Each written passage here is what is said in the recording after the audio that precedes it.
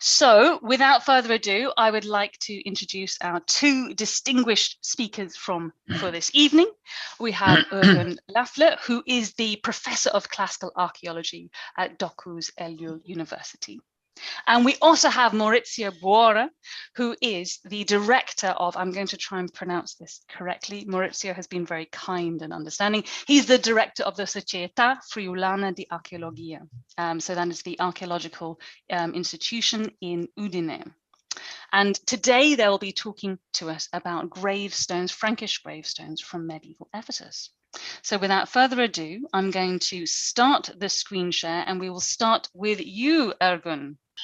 Where I'm going to be speaking, and in the second part, it will solely be an epigraphic section, an epigraphic lecture, and will be presented by Dr.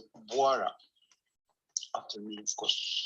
Well, let me start with reading and with the PowerPoint that I have. The value of epigraphic evidence for shedding light on the social, political, economic, institutional, architectural, and art history of the Latin East has been long recognized. A number of major studies and a host of shorter contributions have been published, for example, on the epigraphy of Frankish Syria and Palestine, Lusinian Cyprus, and Hospitaller, Rhodes, Kos, Bodrum, and eventually Izmir. However, apart from the publications of a significant collection of mostly Genoese tomb inscriptions of the 14th to 15th centuries from the former Dominican Church of St. Paul in Galata in Istanbul, now the Arab Jami, studies of the medieval Latin epigraphy of the Aegean and the Black Sea coastlands and islands have tended to be more sporadic. In this lecture, we present the Latin inscribed tombstones of 4 Europeans, apparently all Italians, who died in Ephesus in the late 14th and 15th centuries.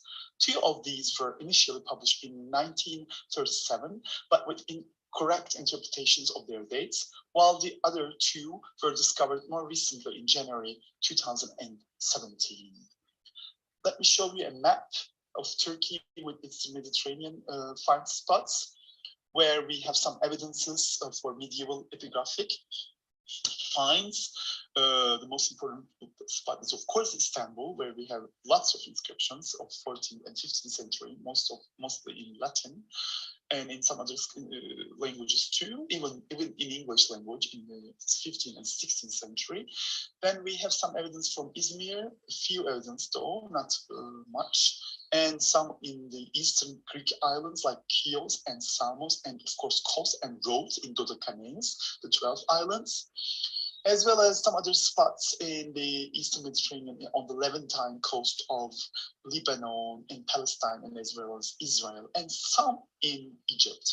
So these are the main spots of the late medieval epigraphy in the Eastern Mediterranean.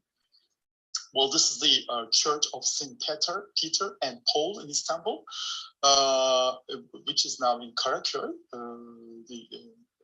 dependent of the township Beyoğlu. After that, in 1475, Sultan Mehmet II had converted the Dominican Church of San Paolo, which is St. Paul, in Galata into a mosque. And in 1476, the friar is moved 200 meters east, always below the Galata Tower, in a house with the land owned by a Venetian nobleman called Angelo Zaccaria. In the building was enclosed a small chapel used by nuns dedicated to St. Peter and Paul. So this is the main entrance, where we have some Latin inscriptions mixed with French, Frankish, Italian, and even Croatian inscriptions of 17th, 18th, and 19th centuries, mostly funerary inscriptions, as the courtyard of the church has been used between the 16th to 20th century as a graveyard. But Arab Jami is a different one. It's also in Karaköy. This is a picture of Arab Jami from 1952. I'm sorry about the resolution of the picture, maybe not the best. Arab Jami, literally Arab mosque, is a mosque in the Karaköy quarter as the St. Paul's Church. The building was originally a Roman Catholic church erected in 1325 by the friars of the Dominican order, near or above an earlier chapel dedicated to St. Paul in 1233. Although the structure was altered during the Ottoman period, it is the only example of medieval religious Gothic architecture remaining in Istanbul. Well, also in the area, in Karaköy area, we have several inscriptions. I have copied here 2 inscriptions from the walls of Galata, which are now in display in a small internal museum in Galata Tower. And I think some of them are unpublished because I didn't really find out to discover the publications of that. And also further inscription from the walls of Galata, today in the display in Galata Tower, in the first floor of the tower. As you see, these are all late medieval period. Well, let me just tell you some words about the medieval Ephesus. By the 18th century, the Ephesus referred to by Western sources was no longer the ancient port city at the mouth of River Cayster, today Küçük Menderes, which by then was mostly deserted, but a fortified citadel and settlement occupying a natural mount, höyük site, some 3 kilometers to the northeast and known today as Ayasuluk. This had developed around the early 5th century church, commemorating the supposed burial place of St. John the Apostle and Evangelist, which was transformed around this time into a vaulted cross-shaped basilica surmounted by a central dome. The name Ayasuluk in Arabic, Ayasuluk or Ayasuluk, was evidently derived from the Byzantine Greek name for the location of the saint's tomb, Hagios Theologos, which became Theologo or Alto Luogo in Italian and Altolog in Catalan, and in one medieval Latin chronicle, Locus Sancti Johannis qui solis atrium dicitur. Around 1090, however, in the years following the establishment of Selçuk rulers in Nicaea, today's Iznik, Ephesus fell to the Turkish warlord Tanrıpermiş, Tanrıpermes, whose brief possession of it lasted around 1097, when it was retaken by the Emperor Alexius' first brother, John Dokuz, by the Byzantines. Well, this is a basic map done by my student Sami Pataci. The location of Ephesus and Ayasuluk, they are very close to each other. They're almost 3 kilometers of northeast part of Ephesus. The ancient ruin site, Greco-Roman ruin site of Ephesus is Ayasuluk. And also the place of the Kervium has also been indicated. That was a war field during the late medieval period. I also indicated the place for the Derulaium, the location for the Derulaium, and Lopatium, as well as Bursa on this map. Well, Ayasuluk, as I told you, is a hill, an ancient höyük site, and forms part of Ephesus. It's the home to a Byzantine Ottoman fortress and the ruins of the Basilica of St. John. It was reputedly the tomb of St. John the Apostle, the cousin and early disciple of Jesus, who is thought to have written the Gospel of John on the site. It became the main settlement of Ephesus after the ancient town declined after the 7th century, following on the onset of the Arab Byzantine wars. And this is a picture of the tomb of St. John, or the Apostle within the St. John Basilica. Well, I also did a chart for the names of first Ayasuluk in Turkish, as I said, in Arabic. Then we have, of course, a Greek original name for Ayasuluk, which is Hagios Theologos, Theologo in Italian, Altolog in Catalan, and eventually a long name in Latin medieval chronicles. And that's also the plan of this huge basilica of St. John in Ephesus. This was supposedly the second largest basilica in Asia Minor during the 6th century AD, after Hagia Sophia, St. Sophia in Istanbul. And these are the pictures that we have done in today's ruin site of St. John's Basilica at Ayasuluk, from different perspectives, of course. Well, I've done this picture, I would say 3 years ago, just shortly before the pandemic or something like that. but in a nice season. You can see clearly from the plants. And there are some very few Latin inscriptions from the medieval period in the area. One of them is this, is the Doro, which is very known actually. There are several pictures of this piece, also on the internet, done by some tourists and placed on the internet in different type of adventurous touristic sites. When French and German armies under Louis VII and Conrad III arrived in Ephesus in December 1147, at the time of the Second Crusade, the Church of St. John was still largely intact, standing just inside the gate of the lower fortified enclosure with a terraced court or atrium extending before its main west door. Order of Dieu, who accompanied the French army, relates, after passing through Smyrna and Pergamon, we came to Ephesus, which among the ruins of her ancient glory has the venerable relics of her former state, the tomb of St. John, located on a certain mound of earth and surrounded by a wall erected to keep out the pagans. Well, I also put the picture of the Second Crusade in the east with a clear indication of Ephesus right in the spot here. By this time, however, the German king was sick and returned by sea to Istanbul in order to recover. Sickness also affected Guy II, Count of Ponthieu, who died from his illness and was buried in the atrium or forecourt vestibulum of the Church of St. John. Ephesus remained in Byzantine hands until 24th of October 1304, when, despite a spirited defense made by the Catalan mercenaries supporting the emperor, the Turks of Società took and pillaged the city. Subsequently, it passed under the control of the emirs of Aydın, who developed a port closer to the mouth of Cayster as their main Mediterranean outlet for both trade and privacy. By the time of Ibn Battuta's visit to Ayasuluk in 1333, the Church of St. John had been converted into the principal mosque. Other sources mention slaves, agricultural products, and textiles among the objects of trade, while Francesco Pogaletti lists among the ports exports alum from Kütahya, grain, wax, rice, and unspun hemp, and among the imports corn, woolen cloth from Florence, dyed cloth from Narbonne, Perignon and Toulouse, wine from Naples, and soap from Italy and Cyprus. I also put here the symbol of Guy de Ponthieu, Guy II of Ponthieu in the 12th century, who has been buried in St. John's. In 1337, the Venetians of Crete negotiated a treaty with Umar, emir of Aydın, which included the establishment of a council and a church in Ephesus, Theologo.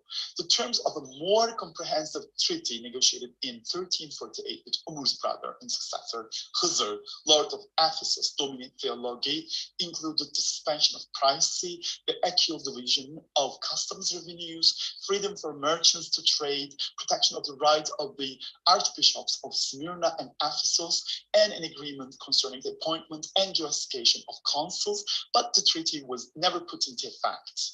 Nonetheless, Venetian consuls were in due course appointed with Giovanni Moro, followed by Niccolo Morzini, Giovanni Mudazzo, and Marino Longo.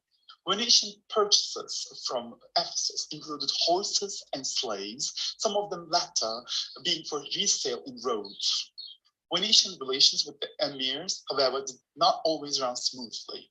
In 1359, the Senate of Candia, Crete, was investigating news from Ephesus concerning the emir's sale of 2 Venetians as slaves in the second half of the 14th century. So, continued disputes over the emir's imprisonment of Venetian citizens, his seizure of 2,000 ducats from the consul, and his minting of imitation Venetian coinage.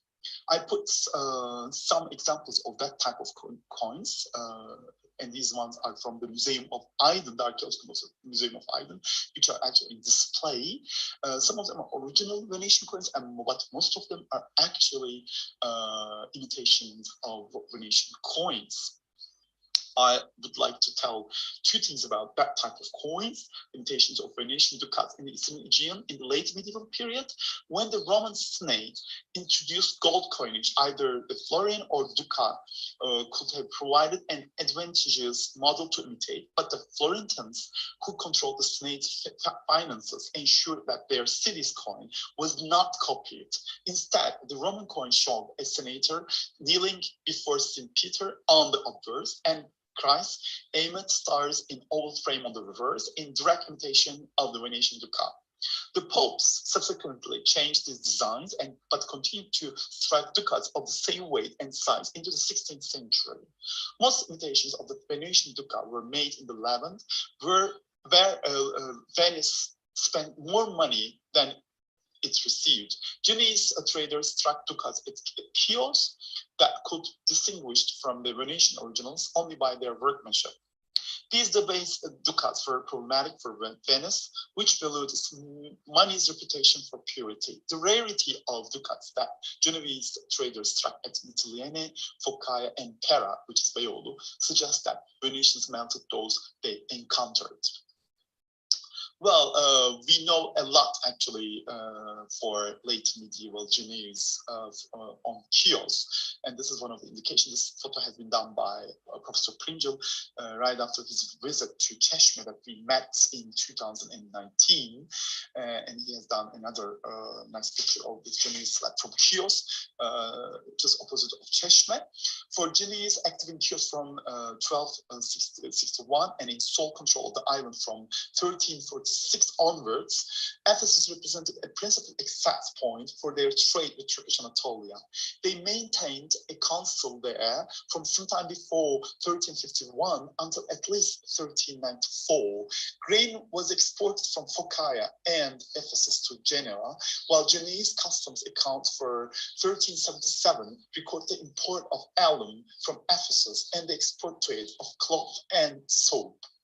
Other Western cities whose ships traded directly with Ephesus included Ragusa, Dubrovnik, Barcelona, and Ancona, while the presence of merchants from Florence and Messina is also attested.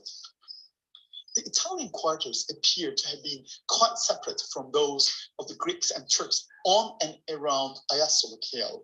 They seem instead to have been established around one or other, or possibly both, of the harbors located at the mouth of the Castor and at the southern end of Pamukkale Beach, which is today 11 kilometers far from Ephesus ruin site. Rudolf of Zutheim, who traveled to the east between 1336 and 1341, wrote of the Genoese quarter.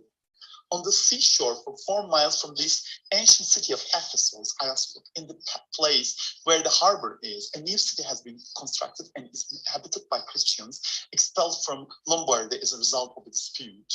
Living as Christians, they have churches and friar minor, even though together with the Turks, they formerly inflicted great damage on the Christians. Here is the page of the manuscript of von Zutheim's travel journal offered at Sotheby's in London.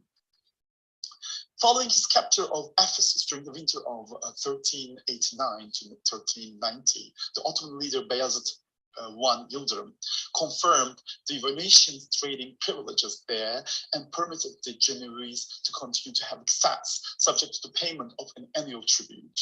During the invasion by the Mongol Khan Timur Tamerlane, however, Bayezid was taken prisoner at the Battle of Ankara in July 1402 and died in captivity the following March. Over the winter of 1402 and 3, Ephesus was occupied by Timur and apparently devastated.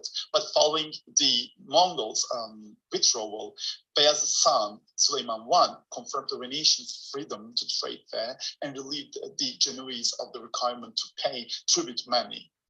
This occurred, however, at the start of over 2 decades of insecurity, resulting from the power struggle between the families of the former emirs of Aydın, reinstated by Timur, and Cüneyt, brother of the former Ottoman governor of Ephesus, Hassan, combined with continued rivalry between Bayezid's descendants over who was the succeeded him.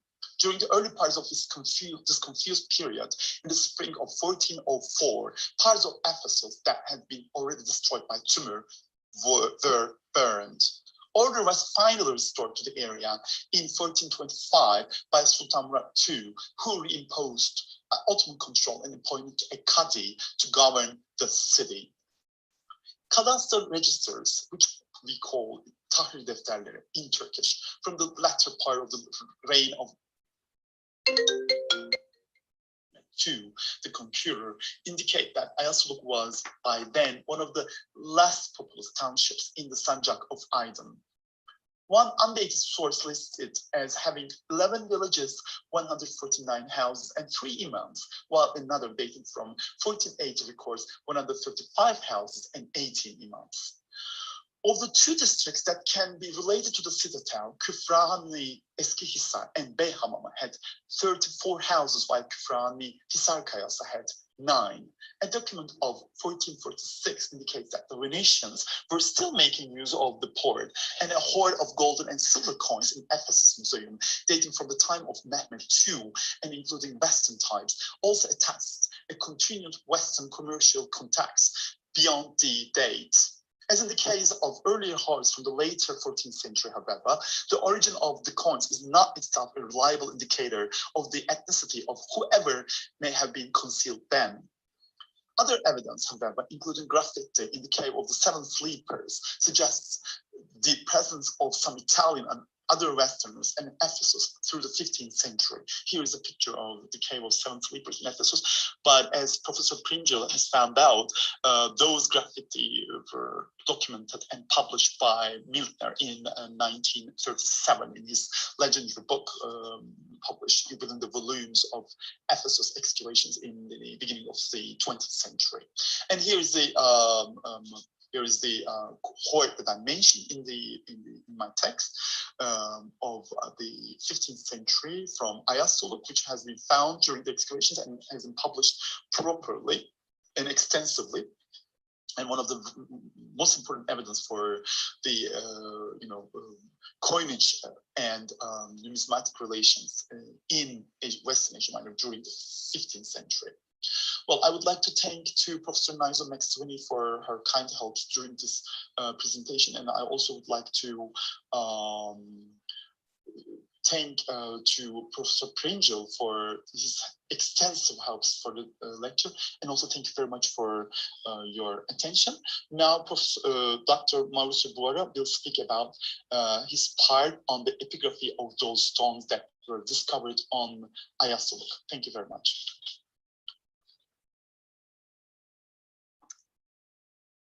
Welcome back, everyone. Can I apologize once more for the disaster of the not being able to hear Ergün's beautiful voice at the beginning and for interruptions on my end. I cannot apologize enough. It's simply not good enough, especially when we have such interesting topics to discuss.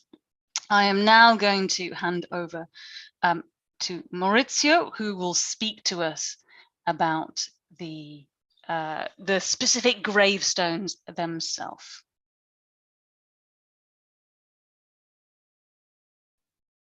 Maurizio, you're on mute. You can unmute. So, gut. Guten Abend an alle Teilnehmer. Ich werde sprechen über 4 Grabsteine von Italienern in Ephesus. Ich stelle ihr eine Kurzfassung eines Beitrags vor, der kurz vor der Veröffentlichung in den Anatolian Studies steht. Dieser Beitrag stammt größtenteils von Professor Ergün Pringle, der einen von Professor Ergün Laflı und mir selbst vorbereiteten Text weiterentwickelt und deutlich verbessert hat.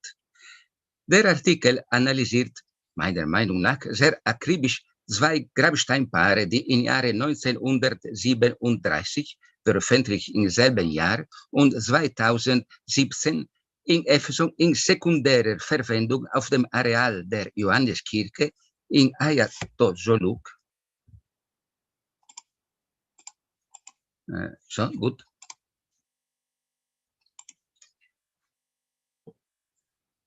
Aufgefunden wurde und versuchte daraus einige Schlussfolgerungen von allgemeinem Interesse zu ziehen. Die Grabsteine datieren im 14. und 15. Jahrhundert, Damals wurde die Siedlung etwa 3 Kilometer östlich zur alten Stadt verlegt und entwickelte sich die Kirche aus dem 5. Jahrhundert herum, wo vermutlich der heilige Evangelist Johannes beigesetzt worden war. Die Siedlung fiel im ersten Mal bis 1097 Jahre und dann ab dem 24. Oktober des 1304 Jahres in türkische Hände, so hat schon gesagt Professor Laflı. Danach wurde die Johanneskirche zu einer Moschee umgebaut. Ab 1337 Jahren handelten die Venezianer mehrere Verträge mit den Türken aus. Ab etwa Mitte des Jahrhunderts kamen aus dem benachbarten Chios auch Genuesen herüber, denen Kaufleute aus Florenz und Messina folgten. Ephesus hatte Handelskontakte auch mit weiteren Städten wie Barcelona, Ragusa und Ancona. Der Reisende Ludolf von Südheim, geboren in Osnabrück, beschreibt Anfang der 40er Jahre des 14. Jahrhunderts, dass am Meeresufer neben dem Hafen liegende von Viertel des Genuesen, wo diese mit eigener Kirche gemeinsam mit Minoriten ein christliches Leben führten. Nach der Eroberung von Ephesus in 1389 Jahren durch Bayezid I. Bilderim so genannt, wurden die Privilegien an Venezianer und Genuesen gegen einen jährlichen Betrag bestätigt. Im Winter 1402-1403 Jahr wurde die Stadt von Tamerlan besetzt und möglicherweise durch dessen Truppen verwüstet. Danach übernahm Süleyman I., Sohn der Bayezid I., erneut die Stadt. Innere Kämpfe unter der Osmanen erschwerten das Leben jedoch und verursagten einen Brand in dem bis dahin verschont gebliebenen Stadtteil, sodass die Grundbücher aus der späten Regierungszeit des Mehmed II. Die Stadt als eine der am dünnsten besiedelten erwähnen. Die beiden ersten Grabsteine wurden im 1937 Jahr von Josef Keil aus der österreichischen archäologischen Kampagne veröffentlicht. Dabei wurde jedoch ein Fehler bei der Interpretation ihrer Datierung begangen, der in der nachfolgenden Fachliteratur unbehoben blieb. Der erste Grabstein, in Spolien natürlich, wurde auf dem Grab des Minoritenbruders Ansaldo aufgestellt, der als Bischof von Tana am 10. Februar 1185 starb. Der Text lautet: Hic iacet reverendus pater dominus frater Ansaldus episcopus tanensis de ordine fratrum minorum qui obit anno domini 1384 10 Februari. Tana, das heutige Azov am Ufer des Flusses Don, war zuerst eine venezianische und ab 1332 Jahr eine genuesische Kolonie. Im Verzeichnis der Bischöfe von Tana, einem Sitz, der er nie erreichte, wird er nicht erwähnt. Außer einer wichtigen biografischen Auskunft bietet diese Inschrift daher Aufschluss darüber, dass womöglich aufgrund einer Unglückssituation der Bischof der Aufenthalt in Ephesus vorzog, wo er auch beigesetzt wurde. In der neuen Lesung wurde das Datum um ein Jahrhundert verschoben.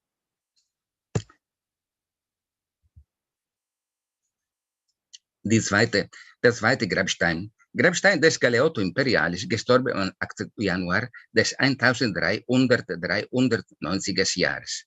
Hic iacet Galeotus Imperialis, quodam Domini Ioannis, qui obit anno 1490 tertio, die 8 Januari, cuius anima requiescat in pace. Amen. Unterhalb der Inschrift befindet sich in der Mitte ein Schild mit dem Adler als Wappen der Genueser Familie Imperiali, das offensichtlich auf die ghibellinische Haltung dieser Familie hinweist. Das Recht zum kaiserlichen Adlersymbol zu greifen könnte entweder auf die Familie Tartaro, der die Familie Imperialis entstammte, oder auf einen kaiserlichen Erlass zurückgeführt werden, der zum Beispiel mit dem Besuch Heinrichs VII. Im Jahr 1311 oder einem späteren Anlass verbunden sein kann.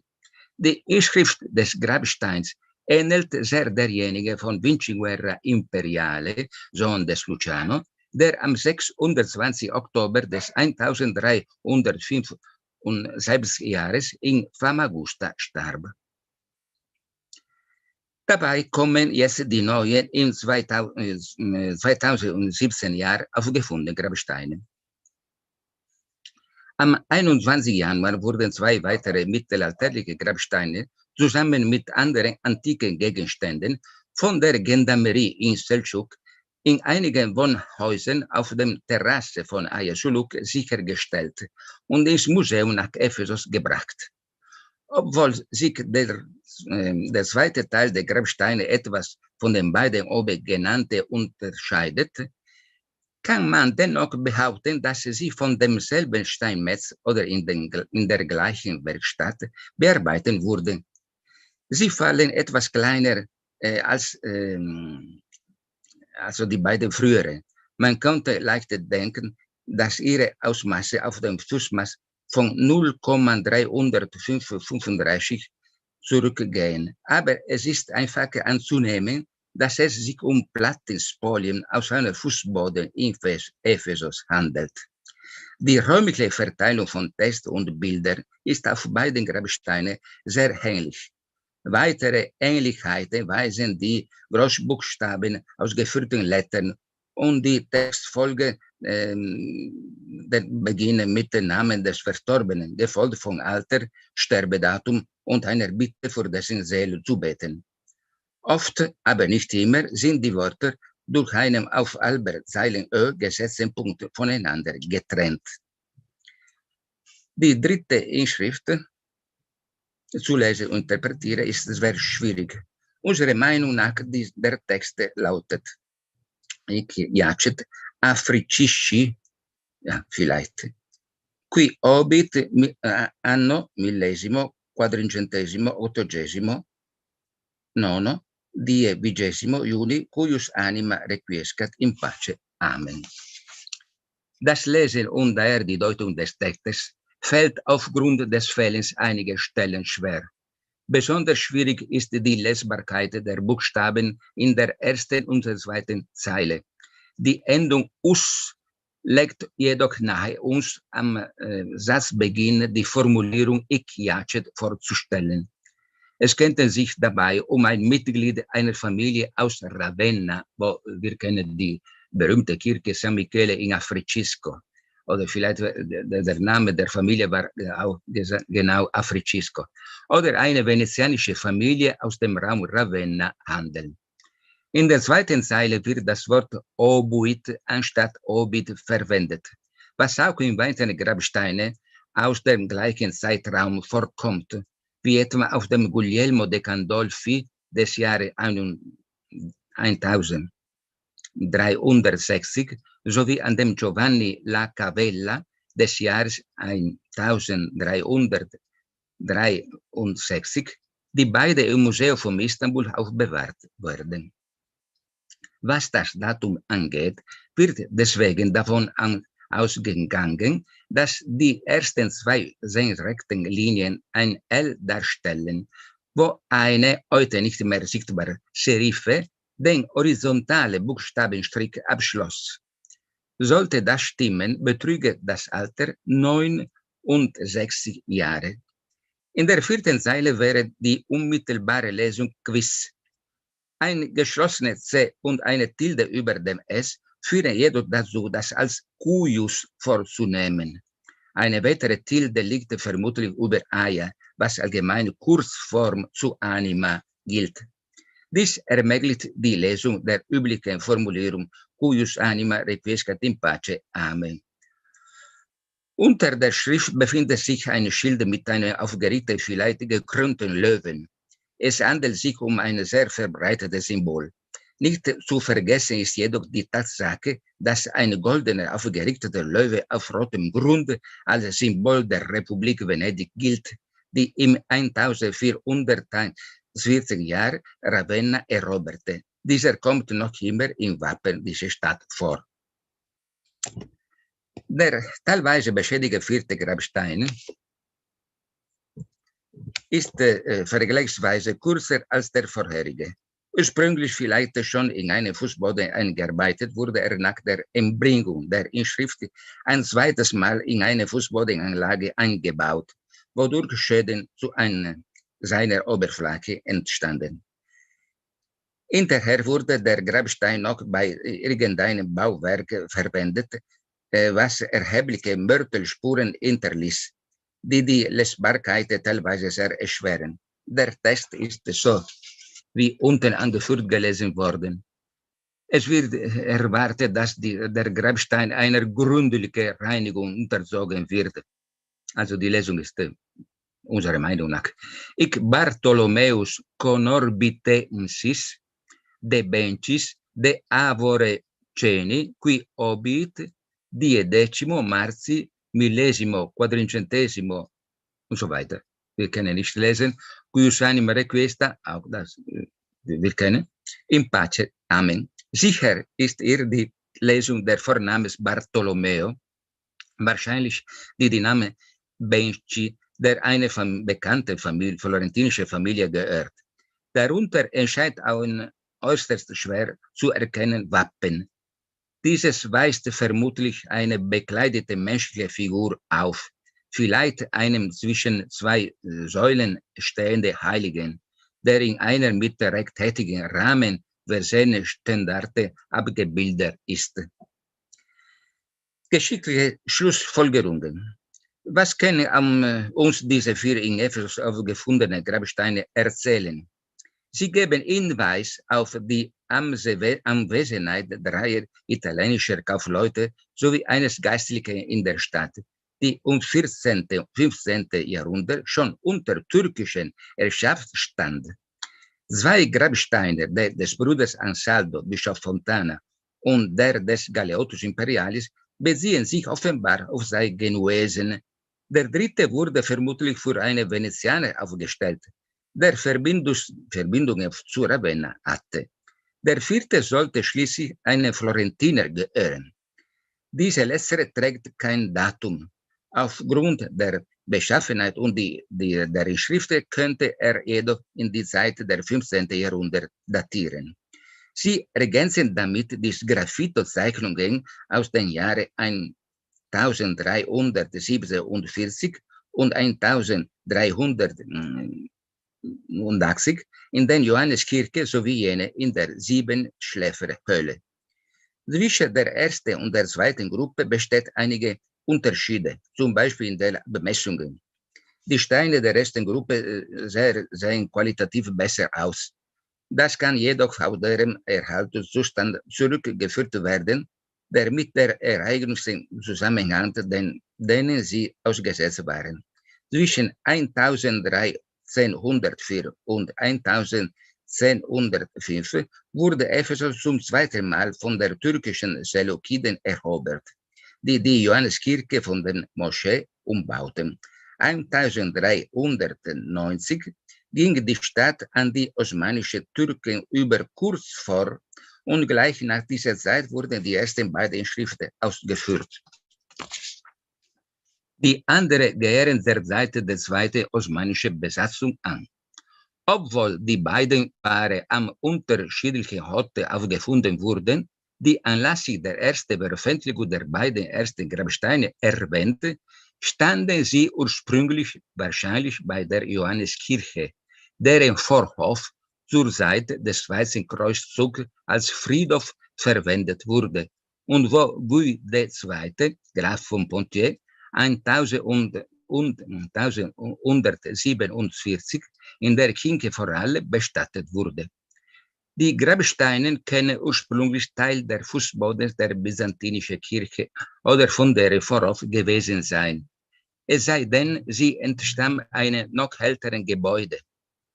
Die Abnutzung der beiden weiteren gibt Aufschluss darüber, dass sie über einen langen Zeitraum betreten wurden, obwohl nicht feststellbar ist, ob das in der Kirche selbst oder im Freien geschah. Selbst nach dem Umbau der Kirche zur Moschee ist eine Kapelle neben dem Grab des heiligen Johannes nicht unvorstellbar, die zur Bestattung von Christen diente. Unsere Gräber wurden daher die weitere Nutzung des Areals als Bestattungsort bezeugen. Dies würde auch der Wahl Recht geben, Bruder Ansaldo ihre Stadt in der Kirche der Genueser Viertel am Meer beizusetzen. Danke.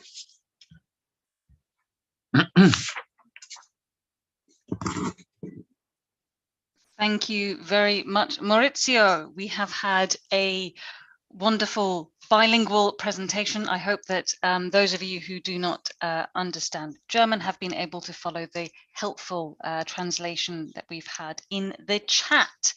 I would now invite you all, please, to feel free to ask questions of either of our speakers, and I will put them to our speakers. If you put them in the Q&A box, I will pick them up. May I start, though, as is simply tradition, by asking the first question, something which has been in my mind since I began to read the paper earlier on. And Maurizio, you mentioned it slightly towards the end, is a broader community beyond the people represented and the families represented by these gravestones. We have probably families with noble connections, families which are important elite families. And I wondered if either of you could say a little bit more about perhaps Italians from different social scales at Ephesus. Should I maybe translate it to Dr. Buora so that we will have a better understanding?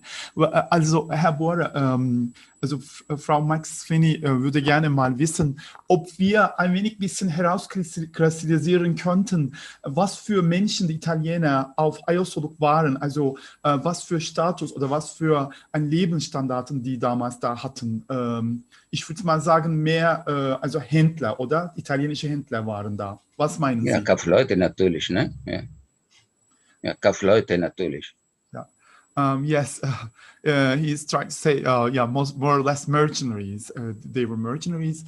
But if I am allowed to answer this question, well, we know very few about the individuals living or who were in the area of Ayasuluk during the 14th and 15th centuries, because most of the time we lack the primary sources on the Italian individuals.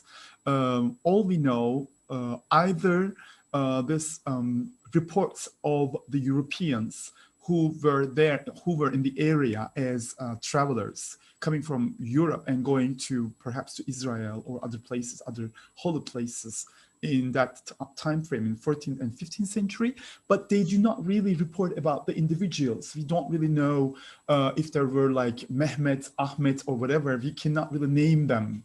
That's the first thing. So what Professor Dr. Buora tries to say in his lecture was that these two stones are actually important for us because they prove us two individuals, or at least their families, who concretely lived on this place in a certain time frame. So to answer your question, or to know specifically what their occupation was, is actually a difficult thing, as we eventually lack their archaeological appearance or archaeological evidence. As you would know better than myself, those places are being excavated in the last 100 years. But the term Byzantine and Turkish Ephesus became a highlight, especially in the last 15 years after 2005, after the directorship of Dr. Sabine Lettstetter. And previously, in the last 100 years, where the Austrians were excavating in the area, they of course found lots of things, but the concentration was more or less I would say, Hellenistic and a little bit more Roman times. But in the last years, we are lucky to have also results and publications on Byzantine and Turkish occupation of the site. So we should check them very carefully to come to conclusion about, about the standards and the living conditions of those people in the late medieval period. So you made us to publish this result in your journal. We are very lucky and we are very thankful to you for this. And this is, as I said, one of the very few precise evidence that we have about this neglected chapter of Ephesus. Maybe it was too long, my answer. Sorry, too long answer. No, because it is a neglected period. It is so neglected, and there is evidence out there. But I think as archaeologists, we have tended to focus on other periods, precisely as you say, and this period has become the preserve of historians when actually archaeology has a lot to contribute. We have a few questions in the Q&A box. So the first is from Hassan, who says he has a correction. Among 3 slabs that are currently on display in Galata Tower, one is the tombstone of Simonis di Sigro from the Arab Mosque, and the other 2 are Galata wall slabs. Right. All slabs are published, but he also has a question. The famous account of Ludo von Sutheim about the new Italian harbour settlement is often attributed to Scala Nova instead of Ayasuluk harbour, and was even considered the strongest and actually only Genoese identity of Kushadasa. What is your critical interpretation to the account of Ludo von Sutheim, and what are your opinions on the issue of the UNESCO issue, whether it is the only Genoese identity or not? This question is for me or to Dr. For you. For me, thank you, grazie. Thank you very much. I'm a replier. I'm your replier. Anyways, well, I'll try. First, well, I actually put the page of Sutheim there because as I said in my first answer, or I tried to say at least, that we have, most of the time, we have only this historic evidence, and they're not very extensive as we think, actually, even less extensive than we think. So, and Sutheim is one of that. And he is, of course, reflecting his ideas of the 14th, 15th centuries. So it's just that we just use this evidence just to, fortify our thesis and nothing more than that. Actually, our concentration was on this epigraphic evidence and nothing more. I'm not a historian, and neither Dr. Buora. Our historical part is actually Professor Pringle, who is not here today, so he would reply it better than myself. And back to UNESCO question. Yes, UNESCO became a Turkish highlight in the last 5 years. Every site is trying to become a UNESCO site, and we think that is a big thing. It's a big benefit for Turkey. I also believe personally. It's also motivating because it's nice to see that we are more sort of ready to protect all the antiquities from prehistoric to the Ottoman times in Turkey. And then also this is also motivating the local governors, where we had sometimes in the last 20 years sometimes problems, but nowadays they're changing their minds, and people are becoming more protective in Turkey, which is an amazing thing. But if your question is directed to Genoese part in the UNESCO history, I don't know about this. As far as I do know, they also use this evidence when they applied. But eventually in Vienna, where Professor Max Sweeney now is, they have announced Ephesus as an UNESCO heritage site. And I think it's a big thing. It's a big benefit for Turkey, for my country. Because as I said, as long as we have more UNESCO sites, then we have more protection for antiquities and more protection for our business, for our job that we're dedicating our life, archaeological objects and materials and finds and all those things. So it's just only positive, my impression, about the membership of Ephesus as a UNESCO heritage site. Yes. We have another question from Gemma, who thanks you both for a fascinating talk. She wonders what we know about the rituals and rites associated with these graves. Would we consider it standard to the faith of the deceased, or were there any regional or temporal variations that we know of? Yes, I think that Dr. Buora is his turn right now to answer this question. Also Herr Buora, das ist eine sehr gute Frage. Man sollte doch ein bisschen dazu was sagen. Wie ist das? Ja, aber diese Steine wurden in sekundäre Verwendung umgebaut. Ne? Also wir sagen fast nichts, glaube ich. Ne? Wir haben keine Erklärung dazu. Ja, sicher. Nein, ich wollte nur sagen, diese Steine würden in der Türkei gefunden und das ist nicht sehr viel. Also wenn man jetzt mal in Italien nachdenkt, im 14. und 15. Jahrhundert, wie sehen die aus? Also gibt es da bei den gleichzeitigen, also Contemporary Stones in Italy, haben wir Evidenzen, haben wir Beweise, dass sie uns mal halt sagen könnten, zum Beispiel, dass man über ihre, halt die Gründe für ihren Tod und sonstige Sachen etwas sagen kann bei diesem Grabstein. Keine Evidenz, ja. Echt auch keine Evidenz in Italien? Ach so. Sehr kurz beantwortet. Danke. Also, I tried to ask Dr. Buora about the situation in Italy. If that type of stones, gravestones of 14th and 15th centuries, give an extensive evidence about the deceased and their gender and their, the reason for their death and other things. Because the number of that type of stones in Turkey are very low, actually, as you know, and two of those stones in Izmir are actually not very big number. Of course, 2 is almost nothing. So in this case, I asked him about Italy, but he said no. So in this case, we cannot really extend this discussion, even though it's a very good question. We should be expecting that type of information from those individuals so that we will gain some evidences about their fates at the end. Yeah.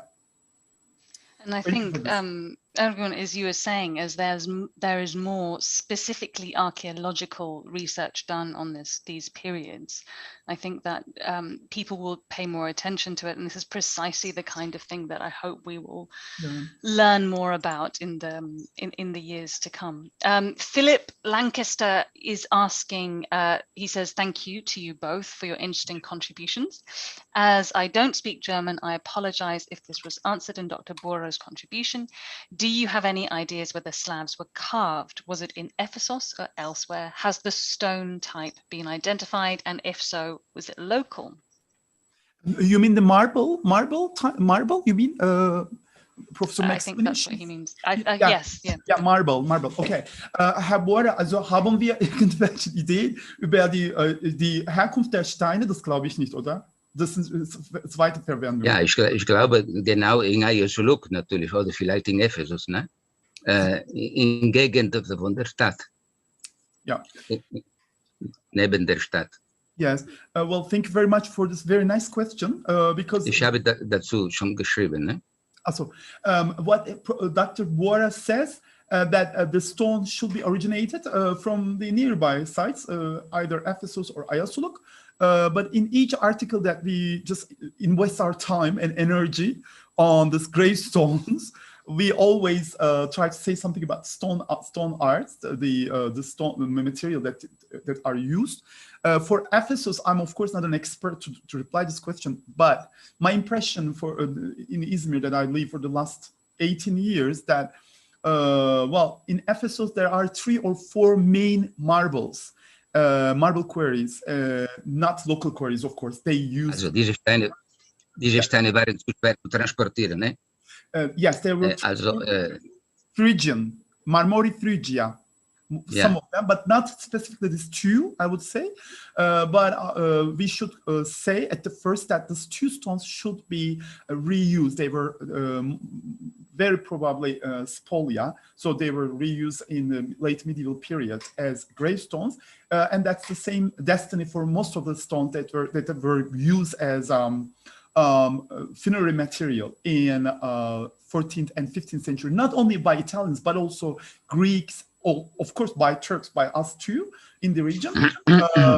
But if you just would ask us about the first query, original query, I would say the first and only local marble quarry in Ephesus is situated in Belevi, which is 3 or 4 kilometers far from Ephesus. It's a little village.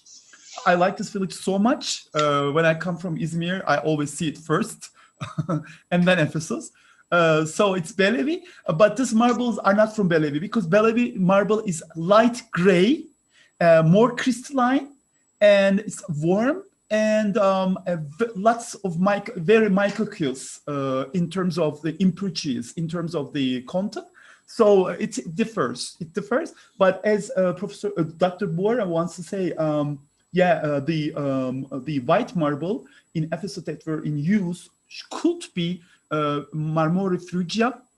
Many years ago, when I was in Italy, in Ostia, in 2002, the Italian excavators or German excavators told me that they believe 70 or 60% of their marble that they were used came from Ephesus, through Ephesus, from those Anatolian sources. So this marble was, I would say, a type of common language in this in these landscapes in the Roman period. But we cannot really say specifically for Italian gravestones, of course, about their marble quarry.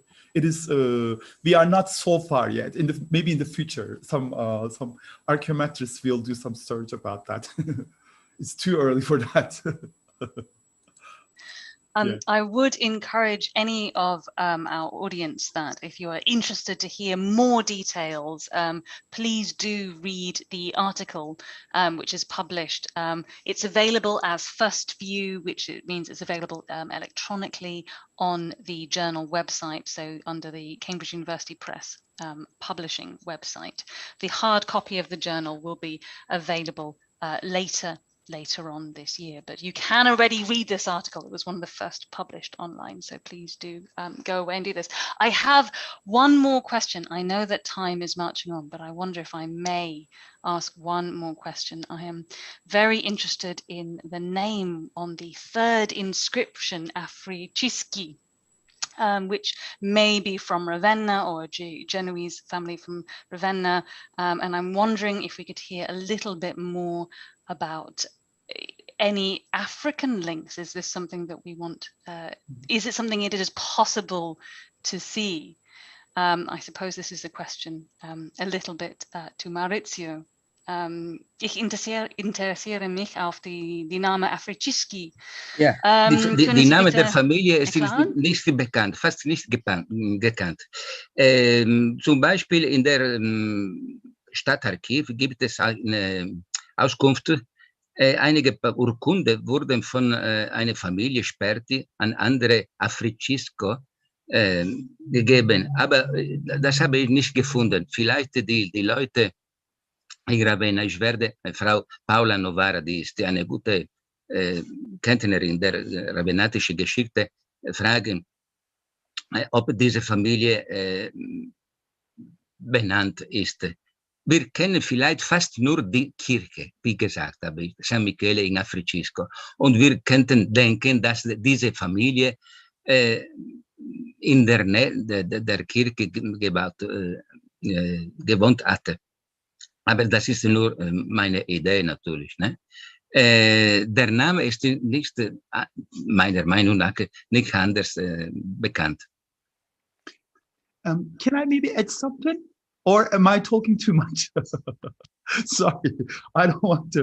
We are going to exceed our time. Aber Herr Buora, man wundert sich wirklich, wieso finden wir diese Namen, die wir auf dem Grabstein haben, auch gleichzeitig in den literarischen Quellen und auch die andersrum. Also wieso finden wir die im literarischen Raum befindliche Namen nicht auf den Inschriften? Wieso findet man das meistens nicht? Gibt es, meinen Sie, einen bestimmten Grund dafür? Was meinen Sie dafür? Zum Beispiel hier haben wir ein Beispiel, die in einem Grabstein vorhanden ist, aber dann finden wir keine literarische Hinweis dazu. Wieso Ja, das kennt ihr ja. Aber jedes Mal passiert das Gleiche. Wieso? Also das wundert man. Wieso Ja, das kennt ihr vielleicht. Ein Zweig der Familie, der wurde genau in der Türkei. Aber natürlich, wir kennen nicht alles. Ne? Nur die größere Familie haben Urkunden uns gegeben. Aber die Möglichkeiten sind viele. Begrenzt. Should I translate that, Professor Maximani? Of course, in short, not very long. Dr. Buora says we were discussing about the epigraphic evidence of onomastics of names on those Italian stones of 14th and 15th centuries, and then we are trying to understand why do we have those names just available on those stones, but not in literary sources. And we're trying to understand the reasons for that. And then Professor Maximani asks about the origins of a title in the which was available on the inscription number 3, and a title which is which sounds a little bit exotic with Africans type of thing. But Professor Buora says that is not available in any written sources.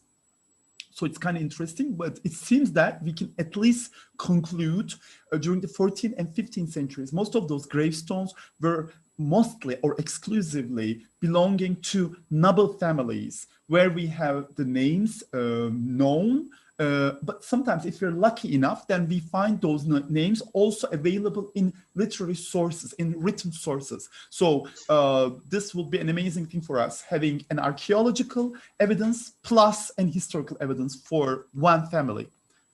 Is that right, what I said? Does that make sense? I think this is brilliant. It points just to how rich and fertile a field this is for future study, and how much we still have to learn, and how exciting it can be to work in this period. We are marching on with time. We have 1 minute left on our clock. So thank you all, for those of you who have joined us in this fabulous, wide-ranging and eye-opening talk. It has been extremely interesting. I do encourage you to read the article to get the full details, both the background about this period, but also about the specifics of the inscriptions. So it remains for me to thank Professor Laflı and Dr. Buora again, and to hope that you will all join us next month for the last of our sessions before the summer break. Thank you all.